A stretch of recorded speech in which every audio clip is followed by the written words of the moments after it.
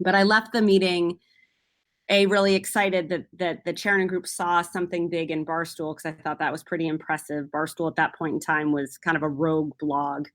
And then I also left really jealous because I'm like, they're going to do this big search and they're going to find a white guy with an MBA who's worked in sports to take the job. And about 6 months later, I met Dave Portnoy, the founder of Barstool. I met him for coffee with a mutual friend, and we totally hit it off.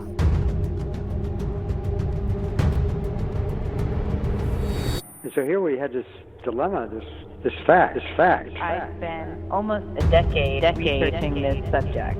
Every aspect of your metabolic health improves. From the Hint offices in San Francisco, I'm Kara Goldin, founder and CEO of Hint. Welcome to Unstoppable, a podcast which shares successful founder and entrepreneur stories, like Jessica Heron, founder of Stella & Dot, tech maven Randy Zuckerberg, and Lisa Sugar, the creator of the multi-million-dollar media company Pop Sugar. We dive deep into the entrepreneurial mindset, what it takes to create a scalable business, how to make an impact, the intricacies of funding, and much, much more. Plus, we ask the million-dollar question, what does it really take to be unstoppable? Let's find out. Hi, everybody. It's Kara Goldin from Unstoppable, and we're so excited to have Erika Nardini from Barstool Sports here. Welcome, Erika. Thank you for having me. Yeah, thank you. So just a little bit of background on Erika. So she's the CEO of Barstool Sports. But before Barstool, she followed kind of a traditional career path in advertising. And actually, we share a former company called AOL. So I was way before you were there. So our time didn't cross over there, but that's sort of a little fun fact. So really fun. So anyway, so she was vice president at Yahoo and CMO at AOL. Really exciting. So we're just really thrilled to have you here. So, but I just want to talk just a little bit, just jump right in and just talk about how did you actually get to Barstool Sport? Yeah. So, obviously, thanks so much for having me. It's great to be here. I was a fan of Barstool Sports for a really long time. I feel very lucky to be here. It's an awesome place. I am so excited. I think we're building a company that's really different and unique. I think we're on the cutting edge of a lot of things, and it's really fulfilling to be a part of this. And, I kind of got here in an unconventional way. When in 2016, I had a company in the music space and had gone to raise money for it from the Chernin Group, and which was a big meeting for us. I was somewhat intimidated by the meeting, and halfway through it, the Chernin guys mentioned that they just put an investment in this company that I'd probably never heard of called Barstool Sports. And Barstool, by way of background, I'd always loved Barstool. It was the way most every guy that I knew, I lived in Boston for a long time. I went to college in New England. It was the way every guy I knew talked. It was the blog that they read, the t-shirts that they wore.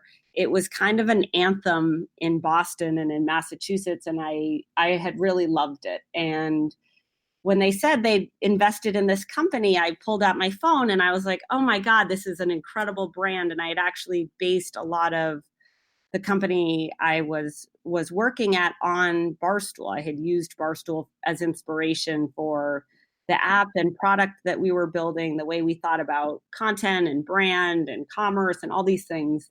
But I left the meeting really excited that the Chernin Group saw something big in Barstool, because I thought that was pretty impressive. Barstool at that point in time was kind of a rogue blog. And then I also left really jealous because I'm like, they're going to do this big search and they're going to find a white guy with an MBA who's worked in sports to take the job. And about 6 months later, I met Dave Portnoy, the founder of Barstool. I met him for coffee with a mutual friend, and we totally hit it off and saw the same things about Barstool, loved the same things about Barstool, saw the same vision for Barstool. And the rest was kind of history.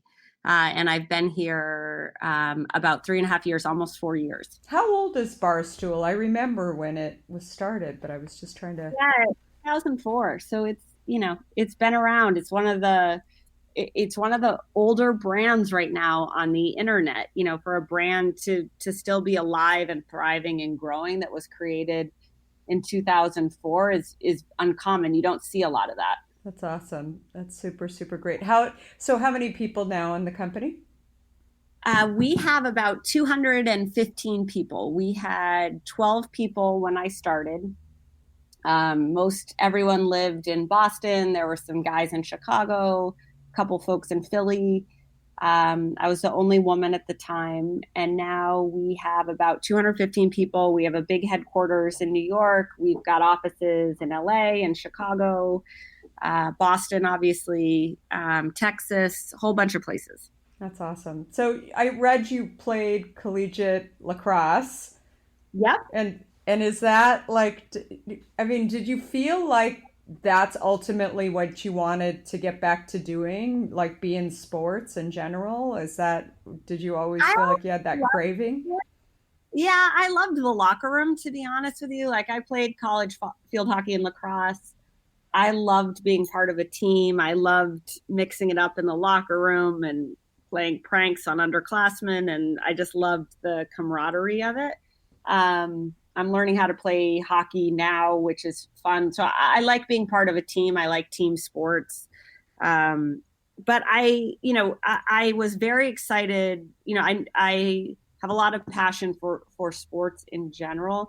I'd spent a lot of time on the internet. And I think one of the misnomers about Barstool is that it's not just about sports. Sports are our bread and butter. We cover sports, though, the way fans cover them. And I think that that's kind of interesting, whereby, we're covering things the way a Patriots fan or a Bears fan or a Jags fan thinks about the game, the team, the refs, the coaches, the owners, the general manager. So we kind of cover things the way average guys and girls, see them, because we don't profess, our creative team and our content team doesn't profess to be any better or different than everybody else on the internet. And I think that's partly what's made us so compelling. And I really love that. So what do you think is the biggest surprise in taking on a CEO role versus, working in senior management roles within, larger companies? What do you think was like the most shocking piece of what you learned? There was a lot that was shocking. So, one, I felt like I'd had good training. I felt like I'd worked in a lot of different sized companies, big companies, little companies, companies that were succeeding, companies that were not succeeding. I think I was surprised it's lonely. It's like a lonely job. I think that was a little bit surprising. The buck, kind of stops with you, and you can be by yourself in that. I think that it was, what I really loved about it I just was surprised how much we could create and how much we could do simultaneously. Like I didn't have anyone holding me back or thinking that I should work within a different structure or a specific structure, or to slow down or to do, wait. So I really loved that. The freedom of it, I think, has been awesome. And I think the responsibility of it, I feel really personally responsible at Barstool, and there's a weight in that. So I would say those are like three things that stand out. That's interesting. Yeah, I just this was my first CEO role at Hint as well. So I'm a founder as well. So it's an interesting. I always share with entrepreneurs, sort of that challenge, because I think it looks super glamorous, and don't get me wrong, there's lots of great stuff about it, but I think the concept of, the buck stops with you, and you're sort of off doing lots of things that people don't necessarily see, including, raising money and looking at spreadsheets and, like all along the way, and making sure that every area of the company is continuing to grow and function. Yeah, it's a lot of pressure. I like that. I felt like when I came to Barstool, there was no looking back. And I really loved that. But I agree with you. Like it can be a grind. Like everybody in your company has a problem at any given minute about multiple things. And having the stamina to work through that, I think is important. I also think there's a lot of, I like to be really involved. I think there's CEOs who want to be distanced from their company, or they only talk to their management team or stuff like that. I don't really like that. I want to be really close to the people doing the most interesting things here. So it's been an awesome experience. It's without a doubt, as you know, a hard one. Yeah, no, definitely. I also think, just based on something that you said too, I tend to make sure that I'm constantly in touch with just all members of my team, not just the executive team, because I feel like I'm learning all along the way as well. So I think a lot of people think that, as a CEO, you hire people who are going to go and do stuff, right, in the company. But I feel like the best people within our company are the ones that I'm hiring, to not only do stuff, but also teach me on how, to ultimately grow different areas and show me new things every single day. Definitely. I completely agree. Yeah, I think it's such a key thing. And also, I think it also helps, one thing that I've really pushed on internally, I'd be curious to hear what you say. When we're hiring people, I always say to my executive team that, I should say, I ask them the question, are you hiring people that actually know more than you? And at first, they're sort of shocked by, if they've never heard me say that before. But I also think from the standpoint of making sure that you stay engaged as a leader, you want people that you're constantly going to be learning from. And those are some of the best people, are the people that are, really working in each of these individual areas that add new, information as well as new ways of doing things to the overall team. Totally. I completely agree with that. I think, I really care that we're building, there's kind of two ways to build a company. You can build a triangle or you can build a rectangle, right? I had this conversation with someone here today where, the triangle is very clean because there's a very small space at the top, but it's hard to scale. But when you build out different people with different skill sets who have knowledge that you don't, or attributes that you don't possess, I think that's where you're really able to move and create momentum and progress and impact. And I think, I think about that a lot, which is, I'm like you, I want to be with the people who are, we're very into TikTok right now. And I find it so interesting. Like, how are people making TikToks? What are they thinking about? Like, what's the editing style? How are they conceiving of the concept? Like, there's all sorts of things that I want to learn. And I think being around people who are doing things that are completely foreign to you is great. And then surrounding yourself with people who can move things forward for you is also super important. Like we had a live show last night and for the holiday season, and we sold merch and it was funny and there was a lot of humor in it, and there was all of the different Barstool personalities were in the live show. 2 years ago or 1 year ago, like I would have been like white knuckle on that live show. Is the stream up? Does the tech work? Are the people in the right places? Are the cameras on? Is the merch selling? And this year, last night, I was like, God, I actually don't have that much to do right now because we've built this thing around us. And so I think that's, being able to let things flourish and grow, I also think is really important. Yeah, absolutely. So what do you, actually, I want to jump into TikTok. So that's probably one of the hotter, applications that are out there right now. I was having a conversation with somebody the other day who, fully admit they're not sort of the TikTok audience, but they were just really, really freaked out at sort of how much TikTok is ultimately learning about the way that we respond and react to things. I'd be really super curious at kind of how you sort of see it, and should we be worried as a society? I mean, what's your thoughts on that? I mean, I think that from a society perspective, like that's a huge topic, but I think that, people are obsessed with their phones. People are obsessed with sharing things about themselves. There has been a complete like democratization of creation tools. So anybody can create anything at this point. And I love that. I think that's so exciting.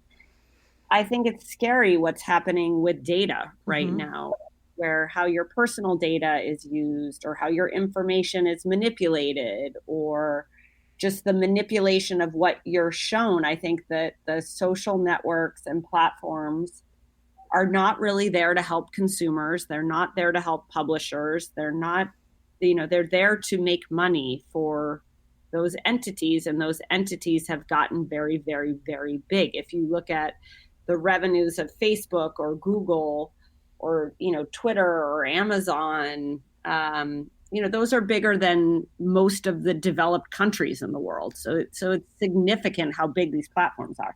TikTok has its own complications and nuances because of the China connection.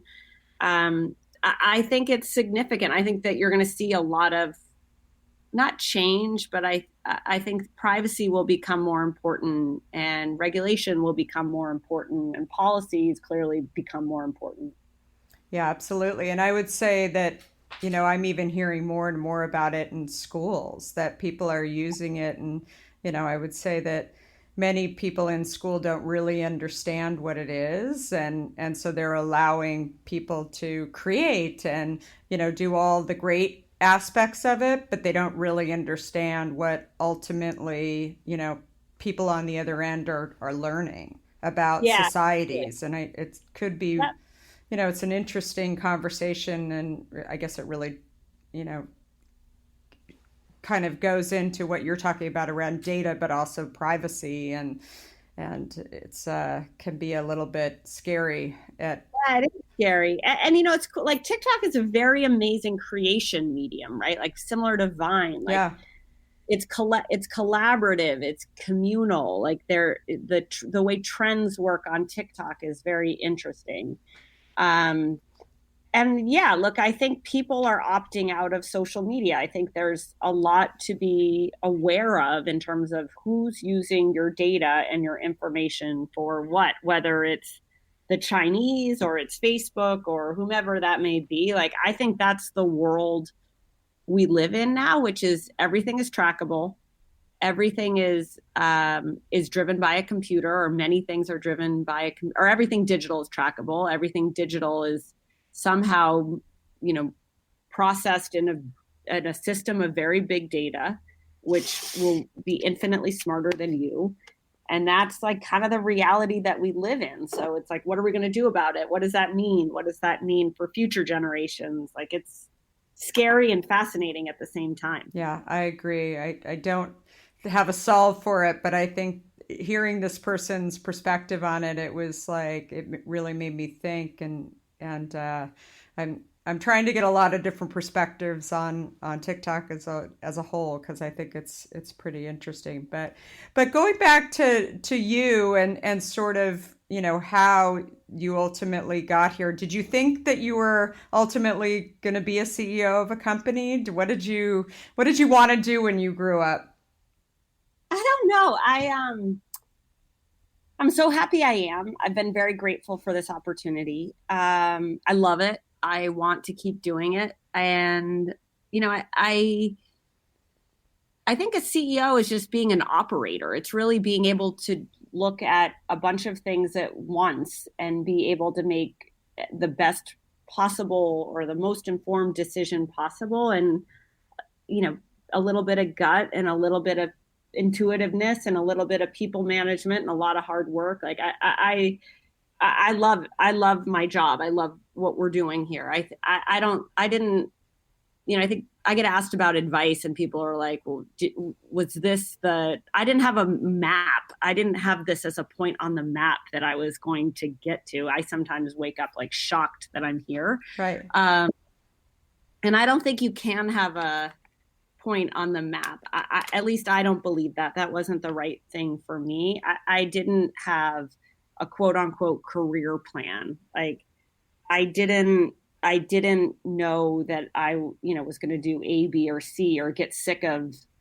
E, F, and G. Like I wasn't that calculated ever in it. I was super opportunistic. I felt like I wanted to be around people who pushed me. I felt that I wanted to be in jobs that were fulfilling.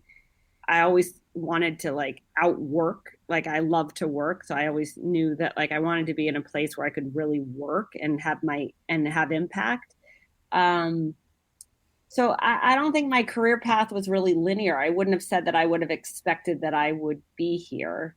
I'm very glad I am here. I don't know where I'll go next.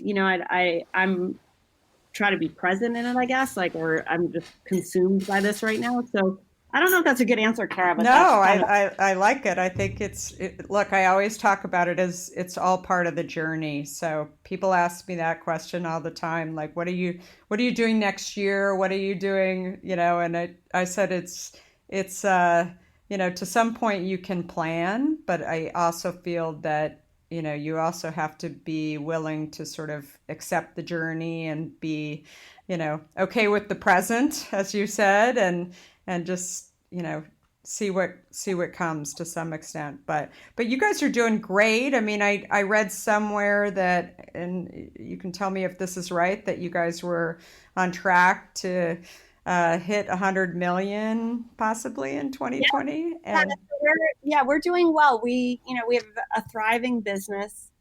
We're a media company in some regards that's really thriving when most others are not. We're growing. We've built a really great podcast network and a podcast platform. We have, the third largest flavored vodka in the world that we launched with one of our hockey podcasts. We did that this fall. Oh, I have not seen that actually. What's the name of it? It's called Pink Whitney. Okay. And it's a So how'd you lemonade. decide to do that? That's wild. We have two gentlemen who host a hockey podcast called Spit and Chicklets, which is the #1 hockey podcast. They're former NHLers. And we have a very long-standing and strong partnership with Gallo, which owns New Amsterdam Vodka. And in one of the first ad reads for New Amsterdam, Ryan Whitney described how he drank his vodka, which was a pink lemonade vodka mix. And our fans just started to tweet us and DM us and post themselves drinking pink lemonade and vodka. And so we thought, hey, this would be a really great thing for us to create. People seem to want it. They seem to like it. It's authentic to our talent and who we are. So about 6 months later, we launched it. We are, have done 1 million bottles. We've sold 1 million bottles of it since the first week in September. So we're on a kind of a tear. That's amazing. But it's been all online at this point, or is it in stores? No, in stores. Oh, always that's in stores. Great. Yep. That's super and unique. I mean, what other company like yours is creating their own, alcohol or that way? Like we're very different in that we're hard to pin down. We're hard to define as one single thing. And that's partly what I think makes us so special. And I think that's partly what makes us so interesting. Well, coming from your experience too, as being a marketer, I mean, I think it makes total sense. I always tell people that I think that the biggest challenge for companies is when you just have one revenue stream that Completely. It's really super challenging. And I think the more that you can have, diversification in your revenue streams, the better, and especially in advertising. Completely. I could not agree with that more. Yeah, that's great. So, and in terms of building audiences, so obviously you started out as mostly male. It seems like you're shifting into female audiences quite a bit. Yep. So female audiences are important. I think funny is funny. And, Dave Portnoy, who really runs our content, has always felt that way. We want really talented people who have something to say and who have, an authentic brand in their own right. We found some incredible people here, female and male. We've launched a platform and brand called Chicks. We have phenomenal talent coming up. Ellie Schnitt is someone who comes to mind. Casey Smith. We have Fran and Rhea, who host Chicks in the Office. We have a podcast called Call Her Daddy with two phenomenally talented women. So we're starting to just we're finding funny, interesting, compelling, outspoken people who want to make audio content or video content or social content. And we're really leaning into that and becoming a good creative place for them to do it. That's great. Where do you find talent? Especially for these podcasts, where do you think is the key area? Internet. We find people on the internet always. That's great. On the internet. Yeah. That's really funny. So just a couple more questions. So what makes you unstoppable? I have a few ideas, but I'd love to hear from you. Oh God, I don't know that I'm unstoppable. I try to be unstoppable. I have a lot of energy. I really love people. I'm very curious. I have a lot of hunger and drive. I like to do things and be in the mix. And I have a very strong sense of commitment and loyalty and responsibility. That's terrific. I read that you have a couple of kids. Are they, seeing that you're the CEO of a company? I mean, I think I always say to people that I have 4 kids, and I feel like I'm actually setting an example, especially being a female CEO, to my 2 boys and 2 girls, that women can go do it. I love the fact that you're actually running a sports company, right? That is supposed to be, I guess guys are supposed to be running sports companies, right? And I think what you're doing is just super, super amazing and unique and truly unstoppable. That's awesome. Yeah, thank you. I think, we're one of the few media companies. It's not just me. We have a lot of really phenomenal people here, but we're really one of the only companies in sports, definitely, but in media at large that have, a female. We have me, we have a female CRO, we have a female CFO, our head of production is female. Like, we have, our whole C-suite is predominantly female. And not because they're women, but because they're awesome and unstoppable in their own right. So I think it all just pays forward. Definitely. Like, do you find the majority of women that you're hiring actually were athletes? I was curious. That's a great question. I would say it's 50-50. Interesting. Not all athletes. Yeah. I find, especially in the entrepreneur zone, that there seems to be a lot of people that are, especially founders, not necessarily CEOs, but are founders that had played some sort of at least high school and many college sports, and some even professional after that. But I think it's just such an interesting statistic that more and more I'm seeing that, it's just about team building and about hiring people that you want, to do, maybe things that you find difficult, or, that they're more successful at it. You want to add those people into the team. I think that that's such a key thing that I see that many have just learned naturally to some extent, just growing up in sports, whether you're female or male. But more and more I'm seeing it, in all different industries as the founders and entrepreneurs. Yeah. Yeah, no, I think athletics is a great training ground for pressure and teamwork. And, there's an end game. You want to win, you want to score goals, you want to get points. So I think that's totally true. I also think the world's kind of changing. And as you find more companies, born out of the internet, and there'll be artists and, the engineers, and you're going to start to see more people like that too. But I agree with you. I think, I see it for myself personally, like playing sports for my entire life was a good table setting for what I'm doing now professionally. Yeah, absolutely. So Barstool Sports, what's the best place to find you as well as Barstool Sports? Yes, so you can find me. I'm Erika Nardini on Twitter and on Instagram. I think I'm EKA Nardini.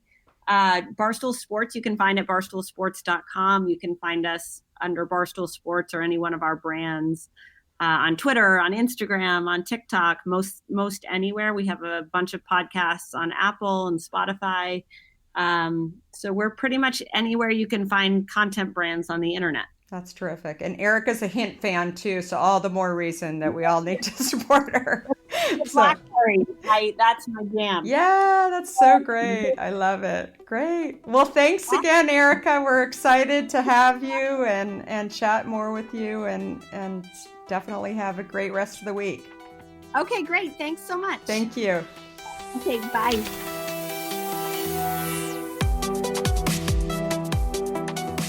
If you like what you heard, please help spread the word and leave us a review. You can also follow along with me on Facebook, Instagram, Twitter, and LinkedIn at Kara Goldin. Do you have a question for me or want to nominate an innovator to spotlight? Please talk to me at Kara Goldin on Twitter. Thanks so much for listening. Until next time, be unstoppable.